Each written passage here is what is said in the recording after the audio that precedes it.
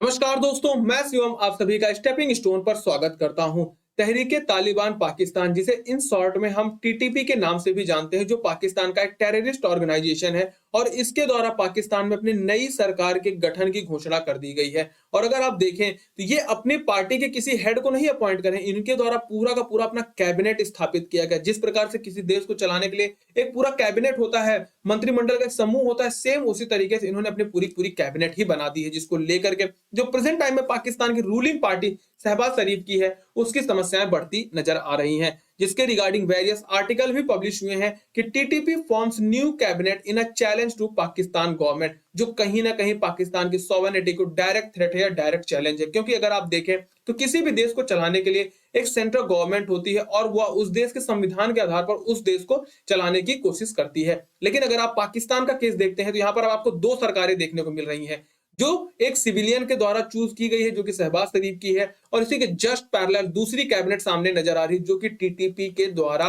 चुनी गई है या अपॉइंट की गई है। और अगर आप देखें तो यहाँ पर पूरे के पूरे आपको मिनिस्टर देखने को मिलेंगे। जिस प्रकार से पाकिस्तान गवर्नमेंट के पास अपने मिनिस्टर हैं, सेम उसी तरीके से यहाँ पर आप देखें defence minister, information, judiciary, political affairs, economic affairs, education, फतवा इशूइंग, इंटेलिजेंस। मतलब एक तरफ आप पूरी की पूरी पाकिस्तान की जो प्रेजेंट टाइम की कैबिनेट है और दूसरी तरफ आप देखें तो टीटीपी की अपनी एक अलग कैबिनेट नजर आ रही है। और ये शॉर्ट टर्म के लिए नहीं है, इनका कहना है कि जब तक इन्हें फ्रीडम नहीं मिल जाती, फ्रीडम इन सेंस पाकिस्तान में जो प्रेजेंट टाइम में संविधान है इसको खत्म करके यहाँ पर अब सरिया लॉ आएगा, और उन्हीं सरिया लॉ के आधार पर जिस हिसाब से अफगानिस्तान में तालिबान राज कर रहा है, उसी तरीके से जो तहरीके तालिबान है वो अब पाकिस्तान में राज करना चाहता है। और जब तक इनकी मांगे नहीं पूरी जाती, तब तक इनका जो जिहाद रूपी पूरा का पूरा कॉन्सेप्ट है ये चलता रहेगा। और अगर आप यहां से एक बात सोचें कि क्या ये सडन डिसीजन है पाकिस्तान तालिबान के द्वारा, या इसके पहले भी कोई स्टेप्स ऐसे थे जिसके आधार पर इनके डिसीजंस को हम आकलित कर सकते थे।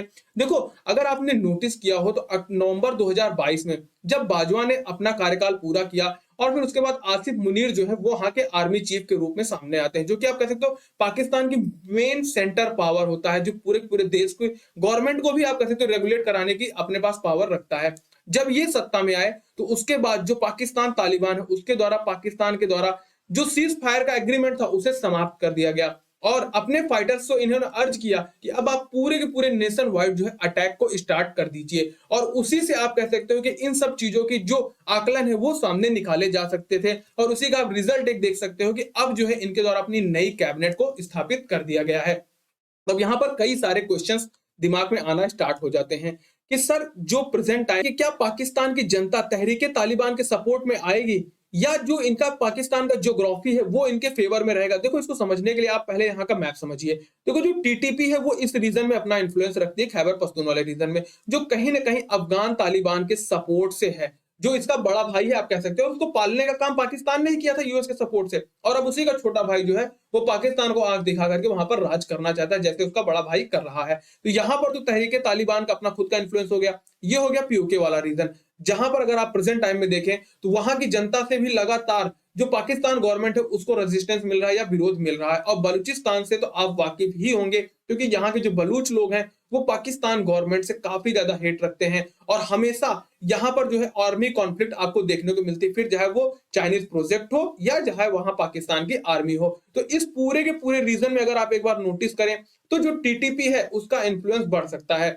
लेकिन पाकिस्तान के पास भी देखा जाए तो 20 करोड़ से ज्यादा की पॉपुलेशन है, इनके पास आर्मी है, एयरफोर्स है, नेवी है, सब है। तो इतना आसान नहीं होगा इन पर पूरा का पूरा कब्जा करना। और यहाँ वाला जो पूरा पूरा आप कह सकते हो जो पंजाब प्रोविंस है या जो सिंध प्रोविंस है, यहाँ से इनको अच्छा खासा विरोध मिलने वाला है। लेकिन अगर आप एग्जाम्पल के रूप में अफगानिस्तान वाला सीन देखें तो वहां पर भी अफगान तालिबान था, उसे काफी लंबा विरोध मिला, दशकों विरोध मिले। लेकिन फाइनली अगर आप देखें तो आज प्रेजेंट टाइम में जो अफगान तालिबान है वो अफगानिस्तान में राज कर रहा है। और कहीं ना कहीं जो सिनारियो पाकिस्तान में नजर आ रहे हैं, नो डाउट इतना आसान तो नहीं, लेकिन अगर इस प्रकार से इनके संघर्ष जारी रहे और पीछे से जो तालिबान है उसका सपोर्ट मिलता रहे और कोई बड़ी डेवलपमेंट पाकिस्तान में नहीं हुई, तो भविष्य में जो है पाकिस्तान में भी तहरीके तालिबान का राज हो सकता है, इसमें कोई दो राय नहीं है। लेकिन अब यहाँ पर एक और बात आती है कि जैसे ये वाला पूरा का पूरा रीजन तो इनके इन्फ्लुएंस में आ गया, क्या यहाँ के लोग भी तहरीके तालिबान की बातें मान सकते हैं?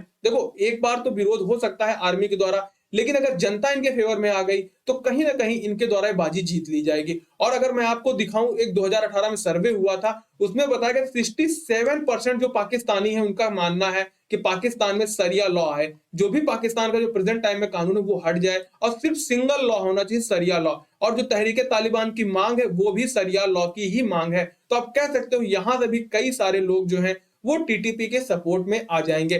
तो ये तो हो गई पाकिस्तान के कंटेक्स्ट में बात। लेकिन अगर हम भारत के कंटेक्स्ट में बात करें कि इससे भारत को क्या नुकसान है, देखो अगर मैं समझाने की कोशिश करूं, यहां पर तो तालिबान हो गया, यहां पर पाकिस्तान तालिबान हो गया, ठीक ना। तो जब तक पाकिस्तान तालिबान के द्वारा इस पूरे के पूरे रीजन को एक्वायर नहीं किया जाता, तब तक तो इंडिया को उतना थ्रेट नहीं मिलेगा। लेकिन मेन थ्रेट इंडिया के साथ ही साथ पूरी दुनिया को भी है, जो कि पाकिस्तान के न्यूक्लियर प्रोजेक्ट्स हैं, क्योंकि पाकिस्तान भी ऑलरेडी न्यूक्लियर रिच कंट्री है या न्यूक्लियर वेपन्स इसके पास भी हैं। तो अब समय आ चुका है कि पूरी की पूरी दुनिया को इंश्योर करना चाहिए या इंडिया को अब इस पर ज्यादा जोर देना चाहिए कि जिस हिसाब से पाकिस्तान की स्थितियां खराब होती चली जा रही हैं, टेररिज्म बढ़ता चला जा रहा है और एफएटीएफ की ग्रे लिस्ट से उसके बाद भी बाहर आ चुका है पाकिस्तान।